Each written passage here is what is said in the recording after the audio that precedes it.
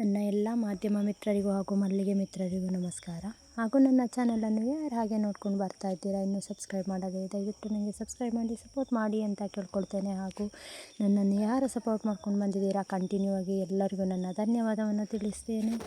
ಹಾಗೂ ನನಗೆ ಒಬ್ಬರು ಕಮೆಂಟ್ ಮಾಡಿದ್ದಾರೆ, ತುಂಬ ಹೂವಾಗಲಿ ಎಂಬುದೊಂದು ಆಶೀರ್ವಾದ ಮಾಡಿದ್ದಾರೆ. ಅವರ ಆಶೀರ್ವಾದದ ಕಡೆ ತನಕ ಇರಲಿ ಮತ್ತು ನನಗೆ ಅವರು ತುಂಬ ಧನ್ಯವಾದ ತಿಳಿಸ್ತೇನೆ ನಾನು ಅವರಿಗೆ. ನಿಮ್ಮದು ಕೂಡ ಹೀಗೆ ಒಳ್ಳೆ ಹೂ ಸಿಕ್ಕಿ ಲಾಭ ಸಿಗಲಿ ಅಂತ ನಾನು ನಿಮಗೆ ಕೇಳ್ಕೊಳ್ತೇನೆ. ಹಾಗೂ ನನಗೆ ಒಬ್ಬರು ಕಮೆಂಟ್ ಮಾಡಿದ್ದಾರೆ, ಸಗಣಿ ಗೊಬ್ಬರ ಹಾಕಿದರೆ ಇರುವೆ ಬಂದಿದೆ ಪ್ರಾಬ್ಲಮ್ ಅಂತ.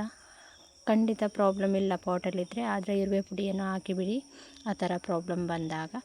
ಮತ್ತು ನೆಲದಲ್ಲಿ ನಾವು ಮಲ್ಲಿಗೆಗೆ ಗೊಬ್ಬರ ಹಾಕುವಾಗ ಒಂದು DDT ಪೌಡರ್ ಅಂತ ಸಿಗುತ್ತೆ, ಅದನ್ನು ಹಾಕಿಬಿಟ್ಟು ಆನಂತರ ನಾವು ಗೊಬ್ಬರ ಹಾಕಿದರೆ ಒಳ್ಳೆಯದು. ಯಾಕಂತ ಹೇಳಿ ಗೆದ್ದಲು ಹುಳುಗಳು ಬಂದು ಮಲ್ಲಿಗೆ ಗಿಡದ ಬೇರನ್ನು ತಿಂದಾಗ ಬೇರು ಸತ್ತು ಆಮೇಲೆ ಮಲ್ಲಿಗೆ ಗಿಡವೂ ಸಹ ಸತ್ತು ಹೋಗುವ ಸಾಧ್ಯತೆ ಇರ್ತದೆ.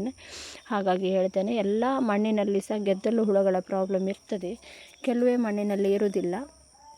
ಹಾಗಾಗಿ ನಾನು ಹೇಳ್ತಾ ಇದ್ದೇನೆ, ಯಾವುದೇ ಕೊಟ್ಟಿಗೆ ಗೊಬ್ಬರವನ್ನು ಹಟ್ಟಿ ಗೊಬ್ಬರ ಹಾಕುವಾಗ ನಾವು ಅಡಿಯಲ್ಲಿ DDT ಪೌಡರನ್ನು ಹಾಕಿದರೆ ತುಂಬ ಒಳ್ಳೆಯದು. ಅದರಿಂದ ಎಂಥ ಪ್ರಾಬ್ಲಮ್ ಇಲ್ಲ. ಪಾಟಲ್ಲಿದ್ದರೆ ಏನು ಪ್ರಾಬ್ಲಮ್ ಆಗೋಲ್ಲ. ನೆಲದಲ್ಲಿದ್ದದಕ್ಕೆ ಗೊಬ್ಬರ ಹಾಕುವಾಗ ಜಾಗ್ರತೆ ಮಾಡಬೇಕು. ಎಲ್ಲರೂ ಆಲ್ಮೋಸ್ಟ್ ಹಾಕ್ತಾರೆ, ನೆಲದಲ್ಲಿ ನೆಟ್ಟ ಗಿಡಕ್ಕೆ ಗೊಬ್ಬರ ಹಾಕುವಾಗ DDT ಪೌಡರನ್ನು ಹಾಕಿಬಿಟ್ಟು ಮತ್ತು ಗೊಬ್ಬರ ಹಾಕ್ತಾರೆ. ಯಾರೆಲ್ಲ ಇಷ್ಟು ದಿನ ಹಾಕಲಿಲ್ಲ, ಇನ್ನೊಮ್ಮೆ ನೀವು ಹಾಕ್ಕೊಂಡು ಬನ್ನಿ. ಆ ಥರ ಮಾಡುವಾಗ ನೀವು ಹಾಕಿಬಿಡಿ. ಅದರ ಮೇಲಿಂದ ಸಹ ನೀವು ಕಹಿ ಬೇವಿನ ಫರ್ಟಿಲೈಸರನ್ನು ಕೊಟ್ಟಾಗ ಎಂಥ ಪ್ರಾಬ್ಲಮ್ ಆಗೋದಿಲ್ಲ. ಅದು ಕಹಿ ಬರ್ತದಲ್ಲ, ಗೆದ್ದಲು ಹುಳುಗಳು ಅಷ್ಟು ಬರುವ ಪ್ರಾಬ್ಲಮ್ ಇರೋದಿಲ್ಲ. ನೀವು ಇನ್ನು ಯಾರು DDT ಪೌಡರನ್ನು ಹಾಕಲಿಲ್ಲ, ನೀವು ಕಹಿ ಬೇವಿನ ಹಿಂಡಿದು ಫರ್ಟಿಲೈಸರನ್ನು ಮಾಡಿ ಕಂಟಿನ್ಯೂ ಹಾಕ್ಕೊಂಡು ಬನ್ನಿ ಅಂತ ಹೇಳ್ತೇನೆ. ಹಾಗೂ ನಾವು ಸುಫಲವನ್ನು ಗಿಡಕ್ಕೆ ಹಾಕ್ತೇವೆ, ಆದರೆ ಕಂಟಿನ್ಯೂ ಆಗಿ ಹಾಕಬಾರ್ದು. ಆದರೆ ಕೆಂಪಾಗಿದ್ದ ಗಿಡಕ್ಕೆ ನಾನು ಹಾಕಿ ಅಂತ ಹೇಳಿದೆ. ಯಾವುದೇ ಗೊಬ್ಬರ ಹಾಕಿದಾಗ ಅದು ಹಸಿರಾಗಲಿಲ್ಲ ಅಂತ ಹೇಳಿದರೆ ಅದಕ್ಕೆ ಕೆಂಪಾಗಿದ್ದಕ್ಕೆ ಹಾಕಿ ಅಂತ ಹೇಳಿದೆ. ನೀವು ಒಂದು ವಾರ ಒಳಗಡೆ ಇಟ್ಟು ನೋಡಿ, ಅದರ ಚಿಗುರು ಹೇಗೆ ಬರುತ್ತೆ ನೋಡಿ. ಹಸಿರಾಗಿ ಬಂದರೆ ಒಂದು 15 ಡೇಸ್ ಹೊಸ ಚಿಗುರು ಫುಲ್ ಬರೋ ತನಕ ನೀವು ನೆರಳಿನಲ್ಲಿ ಇಟ್ಬಿಟ್ಟು ಆನಂತರ ಬಿಸಿಲಿಗೆ ಇಡಿ. ಒಳ್ಳೆ ಒಮ್ಮೆ ಹಸಿರಾಗಿ ಬಂದರೆ ಆಮೇಲೆ ಕೆಂಪಾಗೋದಿಲ್ಲ, ಗಿಡ ಚೆನ್ನಾಗಿ ಬರುತ್ತೆ. ಹಾಗೆ ನನ್ನ ಗಿಡಕ್ಕೂ ಸಹ ನಾನು ಹಾಗೆ ಮಾಡಿ ನೋಡಿದ್ದೇನೆ, ಅದಕ್ಕೋಸ್ಕರ ಹೇಳಿದೆ. ನನ್ನ ಗಿಡವನ್ನು 2 ಗಿಡವನ್ನು ನಾನು ನೆರಳಿನಿಟ್ಟು ಹಸಿರಾಗಿದ ನಂತರ ನಾನು ಬಿಸಿಲಿಗೆ ಇಟ್ಟಿದ್ದೇನೆ. ಹಾಗಾಗಿ ನೀವು ಕೂಡ ಹಾಗೆ ಮಾಡಿ. ಮತ್ತು ಅತಿಯಾದ ಬಿಸಿಲಿನಿಂದ ಸಹ ಕೆಂಪಾಗಿರುತ್ತೆ ಗಿಡ. ನಾವು ಇಷ್ಟು ದಿನ ಬಿಸಿ ಆಗಲಿಕ್ಕೆ ನೋಡ್ಕೊಳ್ತಿದ್ವಿ, ಯಾಕಂದರೆ ತುಂಬ ಕೋಲ್ಡ್ ಇತ್ತು. ಈಗ ಶಿವರಾತ್ರಿಯ ನಂತರ ಬಿಸಿ ಇದೆ ಸ್ವಲ್ಪ ಜಾಸ್ತಿ. ಹಾಗಾಗಿ ನಾವು ಕೂಲಾಗಿ ನೋಡ್ಕೊಳ್ಬೇಕು ಮಲ್ಲಿಗೆ ಗಿಡವನ್ನು. ಸ್ವಲ್ಪ ಗಾಳಿ ಜಾಸ್ತಿ ಬೇಕು ಹಾಗೂ ನೀರು ಜಾಸ್ತಿ ಬೇಕು, ಹಾಗಾಗಿ ನೋಡ್ಕೊಳ್ಬೇಕು.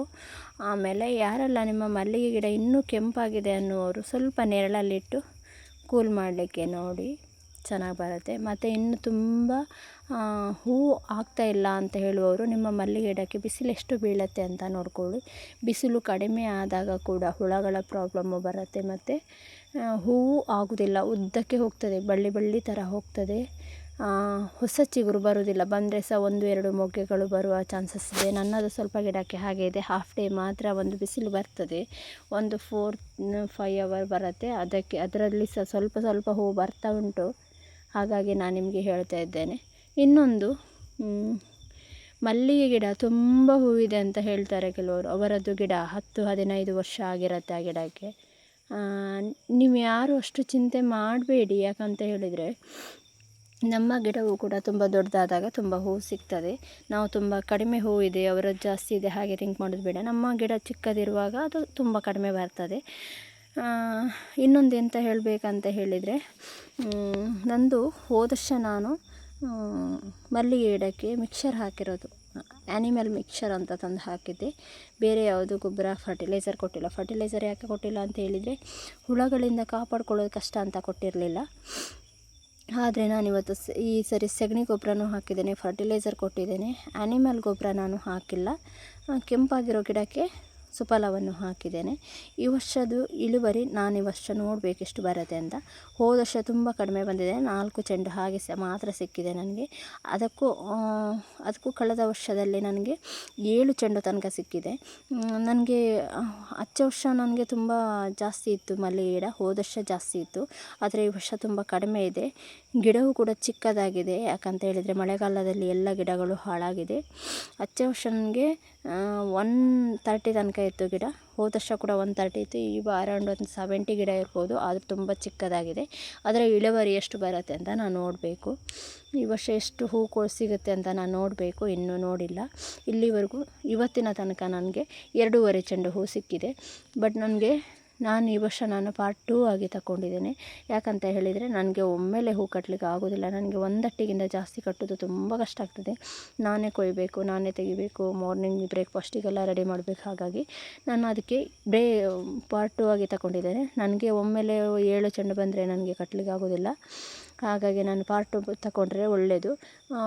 ಈಗ ಕಟ್ಟಲಿಲ್ಲ ಅಂದರೆ ವೇಸ್ಟ್ ಆಗ್ತದೆ. ಮತ್ತು ನೆಕ್ಸ್ಟು ಕಡಿಮೆ ಬರುವಾಗ ಮತ್ತು ನಮಗೆ ಬೇಜಾರಾಗ್ತದೆ, ಅಯ್ಯೋ ಜಾಸ್ತಿ ಇರುವಾಗ ಕಟ್ಟಲಿಲ್ಲ, ಈಗ ಕಡಿಮೆ ಬಂದರೆ ನಮಗೆ ಲಾಸ್ ಆಯಿತು ಅಂತೇಳಿ. ಅದಕ್ಕೋಸ್ಕರ ಪಾರ್ಟ್ 2 ಆಗಿ ತಗೊಂಡಿದ್ದೇನೆ.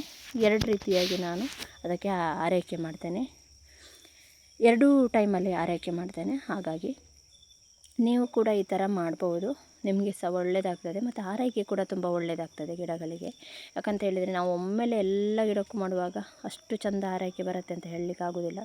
ಒಟ್ಟಾರೆ ಮಾಡ್ಬೋದು, ಇದಾದರೆ ತುಂಬ ಕೇರಾಗಿ ಮಾಡ್ಬೋದು. ಹಾಗಾಗಿ ನೋಡಿದ್ರಲ್ಲ ಸ್ನೇಹಿತರೆ, ನನ್ನ ಈ ವಿಡಿಯೋದಲ್ಲಿ ನಿಮಗೆ ಏನು ಅನಿಸಿತು ಅಂತ ನನಗೆ ಕಮೆಂಟ್ ಮಾಡಿ, ನಾನು ಅದಕ್ಕೆ ಸಹ ವಿಡಿಯೋ ಮಾಡಿ ಹಾಕ್ತೇನೆ.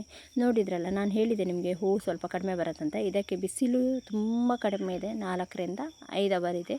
ನೋಡಿ ಹೇಗೆ ಬಲ್ಲೆಯಾಗಿ ಹೋಗಿದೆ ಗಿಡ, ಚಂದ ಚಿಗುರಿ ಬರಲಿಲ್ಲ. ಅಷ್ಟು ಹೂ ಸಿಗ್ತಾ ಉಂಟು ನನಗೆ, ಒಂದು ಅರ್ಧ ಚೆಂಡು ಹೂ ಇದೆ. ಎಷ್ಟು ಗಿಡದಲ್ಲಿ ಅರ್ಧ ಚೆಂಡು ಹೂ ಸಿಗ್ತಾ ಉಂಟು. ಆದರೆ ಈ ಗಿಡ ತುಂಬ ದೊಡ್ಡದಿದೆ, ಬಿಸಿಲಿಲ್ಲ ಇದಕ್ಕೆ. ಹಾಗಾಗಿ ನೋಡಿದ್ರಲ್ಲ ಹೇಗಿದೆ ಅಂತ, ದೊಡ್ಡ ದೊಡ್ಡ ಎಲೆಯಾಗಿ ಉದ್ದಕ್ಕೆ ಹೋಗಿದೆ. ಹೀಗೆ ಹೋಗಬಾರ್ದು ಗಿಡ. ತುಂಬ ಚಿಕ್ಕದಾಗಿ ತುಂಬ ಮೊಗ್ಗುಗಳು ಬಂದರೆ ನಮಗೆ ಸಹ ಖುಷಿಯಾಗತ್ತೆ.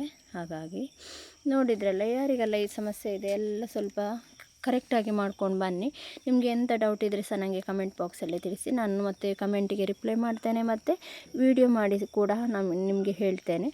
ಹಾಗಾಗಿ ಓಕೆ, ನನ್ನ ಈ ವಿಡಿಯೋ ನಿಮಗೆ ಇಷ್ಟ ಆದರೆ ನನಗೊಂದು ಸಬ್ಸ್ಕ್ರೈಬ್ ಮಾಡಿ ಸಪೋರ್ಟ್ ಮಾಡಿ ಅಂತ ಪುನಃ ಕೇಳ್ಕೊಳ್ತೇನೆ. ಹೀಗೆ ನಿಮ್ಮ ಸಪೋರ್ಟ್ ಸದಾ ಕಾಲ ಉಳೀಲಿ. ಮುಂದಿನ ವಿಡಿಯೋಕ್ಕಾಗಿ ಮತ್ತೆ ಸಿಗೋಣ. ಬಾಯ್ ಬಾಯ್.